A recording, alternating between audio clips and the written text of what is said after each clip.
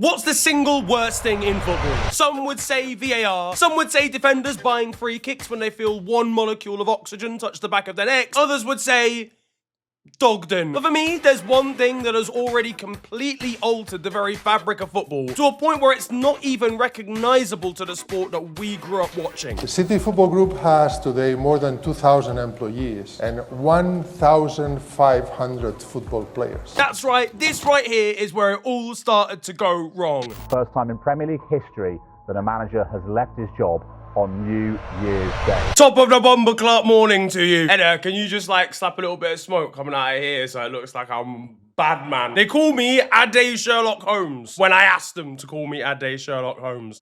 That's the good stuff. Back in 2012, when Ferran Soriano here was hired as Manchester City's new CEO, he was tasked with building the brand and the club itself in the form of Manchester City. A Man City just off the back of being bought and massively funded by the United Arab Emirates. And he decided he would start that journey by doing something that he wanted to do in his time at Barcelona. A group of clubs all working together, branches of Manchester City. A way to unite clubs, unite continents even. Now, Mumbai City fans could watch Martin Di Michelis. God, I feel so bad for them Mumbai City fans. That was the idea, that was the concept, a chain of clubs united across massive distances all around the world. But what it actually caused was one of the biggest and most one-sided power imbalances that the world of football has ever seen. Do I still need to be holding this realistically? Feeder clubs, suspicious transfers, and European bans for clubs right down at the bottom of whatever food chain they happen to be a part of. There's plenty of them across the world of football. I mentioned the City Group, arguably the Red Bull Group actually were doing it before, but they were so blazing with it by rebranding every club that they decided to buy and face so much criticism for it that other brands are unlikely to go that far. But you've got the City Group, for example, you've got John Textor's Eagle Group, you've got Ineos, of course, at Manchester United, and many more. But the one under the most scrutiny right now is BlueCo. Todd Boehly's ADHD-ridden plan to become the most hated man in France since Marco Materazzi. BlueCo are Chelsea's version of the multi-club system. They're still kind of in their early stages. I mean, the only team they have any sort of say over as well is Strasbourg in France. A Strasbourg team who've been loaning Chelsea youngsters in, who have been having their own youngsters pinched off them by Chelsea, loaned back to them. There's been loads of dealings going on. The likes of Ben Chilwell signing mysteriously for free. And despite, in fairness, an uptick in form for Strasbourg and reaching European competition, a lot of their fans are unhappy with the fact that they are basically a feeder club. Both teams have denied it, but the reality is that they are. I mean, one of their most talented youngsters, Emmanuel Omega, is once again leaving Strasbourg to go to Chelsea next summer. Chelsea scouts are always on hand to nab some of the best French youngsters coming out of the place ever for about £412 because they're negotiating with themselves. Poor Facundo Buonanotte thinks he's still on loan from Brighton until he gets handed a one-way flight to somewhere in eastern France. One of the club teams loaned a player and that team sold the player, bro.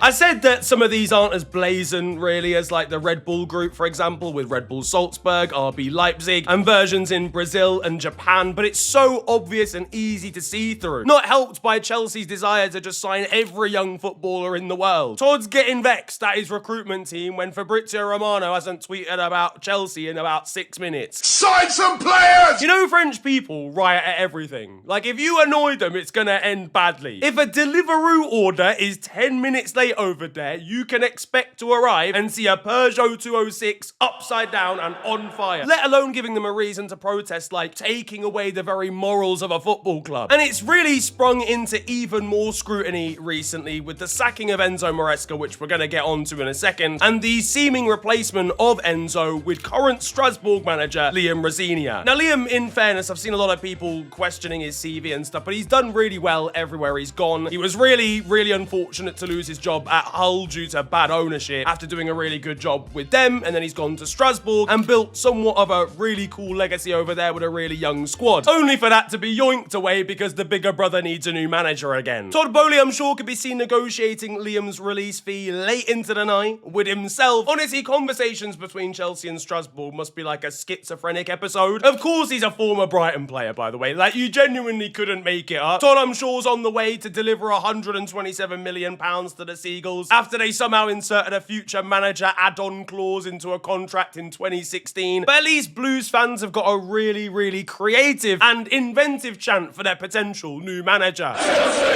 Chelsea! Chelsea!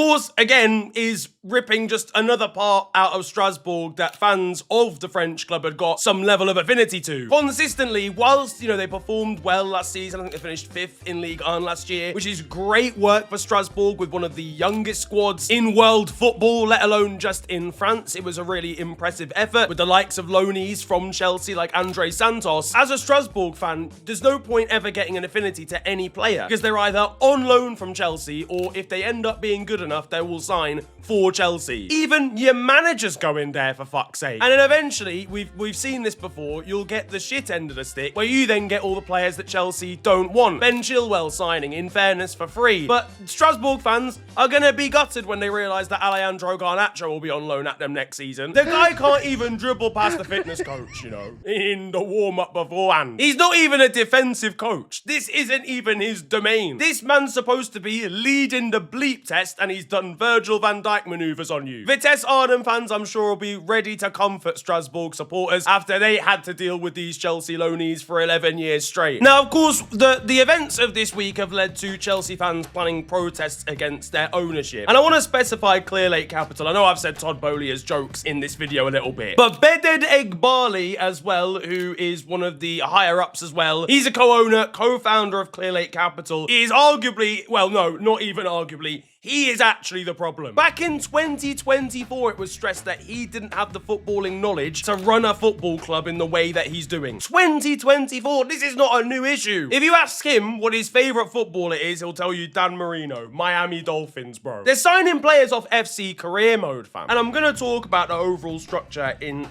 more detail in terms of all multi-club ownership models here, but Chelsea specifically has surely got to show fans the absolute pits and the real worst of what this entire model can do. Because nobody's happy. The team at the top of the power balance, the top of the ladder, isn't happy, and the ones that are having their youngsters and manager and all these assets stripped away from them to serve the master in this situation are unhappy as well. And I understand they've spent 300 million over the summer, and they're the exact same. The quality of the footballers that they bring in is arguably worse sometimes. They're just spending money for the sake of it, and that's because that is what this model, that's what this club is to the ownership. Clear Lake Capital don't give a fuck about the results. I'm going to keep it $1.50 with you. They do not care. They could lose a 4th straight game, but if they flip David Washington for a £300,000 profit, that'll do them nicely. How'd you fucking do that? It's fine to have a model where you want to try and flip players for profit. The likes of Brighton have done that really well. But again, they're highly data-driven. They don't just sign players for the sake of it. They sign players that they feel like could genuinely add value, that they're signing usually on a massive bargain as well, and those players get flipped on. You're not flipping Alejandro Garnacho. I'm so sorry to keep bringing it back to him, but it's not happening. You're not flipping Jamie Gittins when you signed him for £60 million.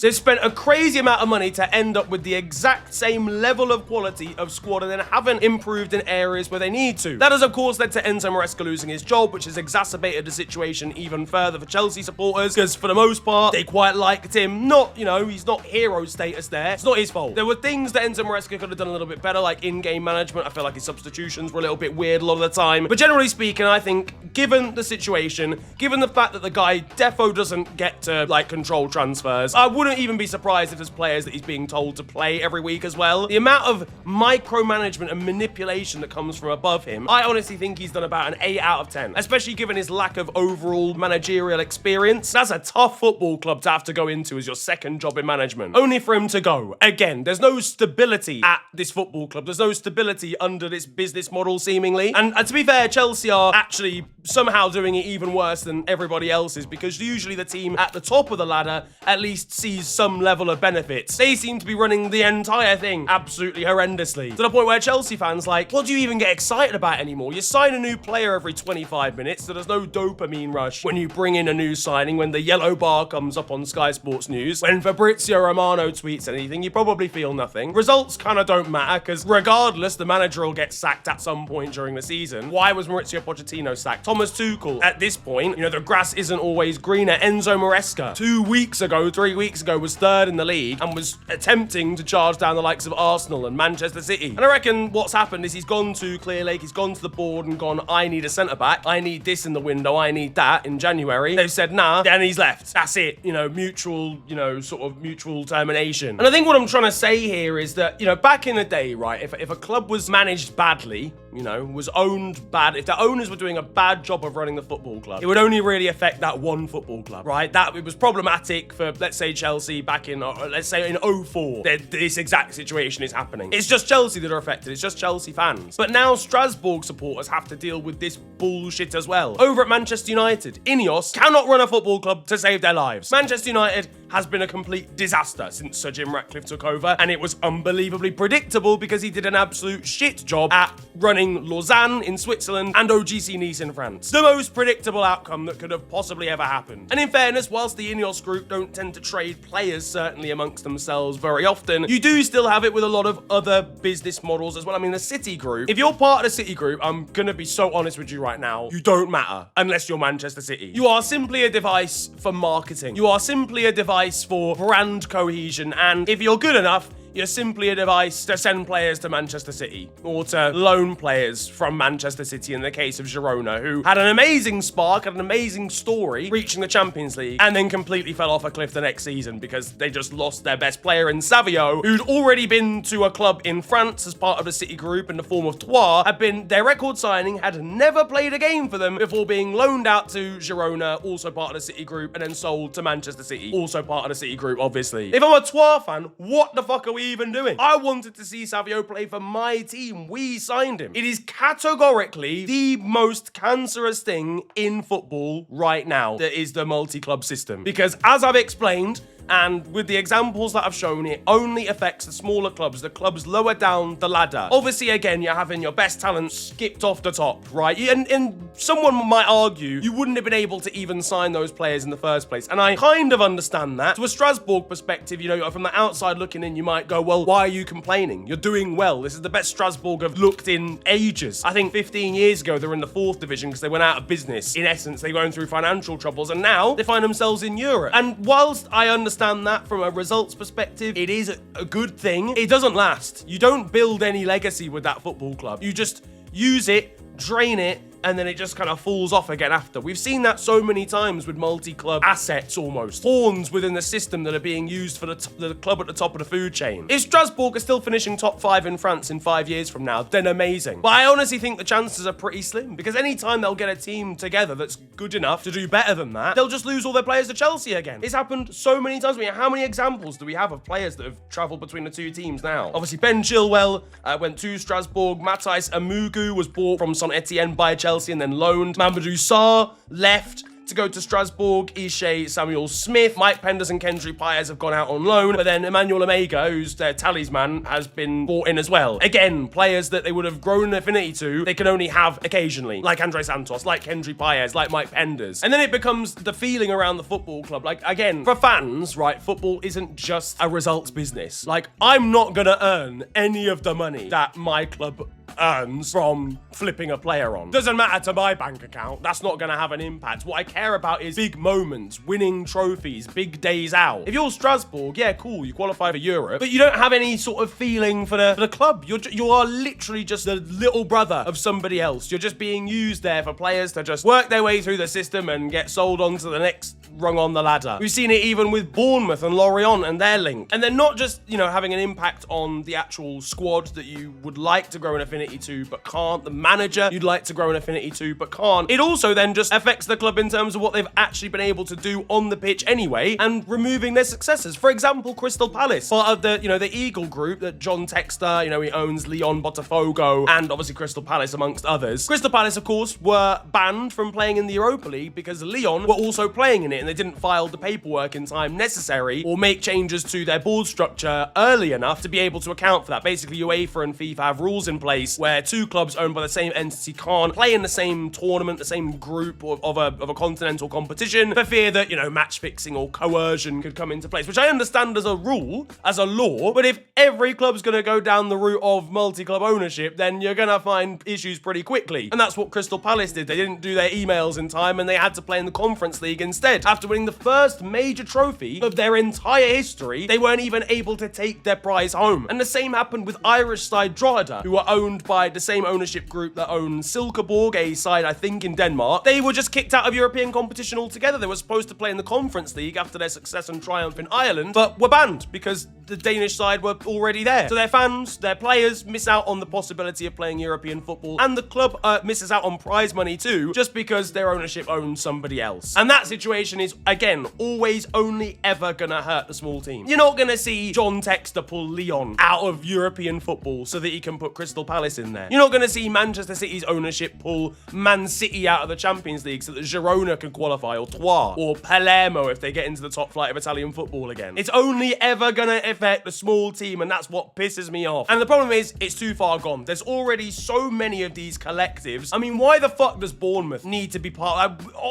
genuinely, Bournemouth has no business being partnered up with about 6 other clubs from across Europe. It's actually insane. So it's too late. There needs to be some level of mediation. There needs to be some level of legislation that prevents clubs from just being able to nab and cherry pick the best players from other teams in their little groups that they've got going on. Now, I'm sorry, I know I've ranted massively there, but I needed to get it off my chest. I think it is actually the most frustrating thing to me in football. Let me know what you guys think down in the comment section. Obviously, Chelsea fans, Strasbourg fans, anybody that's a supporter of a club in one of these groups, let me know. To be fair to Manchester City, we shouldn't label or apportion all the blame to them. Like I said, I think even Red Bull didn't even start it, to be honest with you, but they were probably the first people that brought it to main European attention. Manchester City just really popularized it. They gentrified the shit out of it. And now every other club, all the major clubs in England and across Europe feel like they need to do the same, and it is gonna kill football slowly but surely. It's gonna kill medium-sized to small clubs that just want to have some love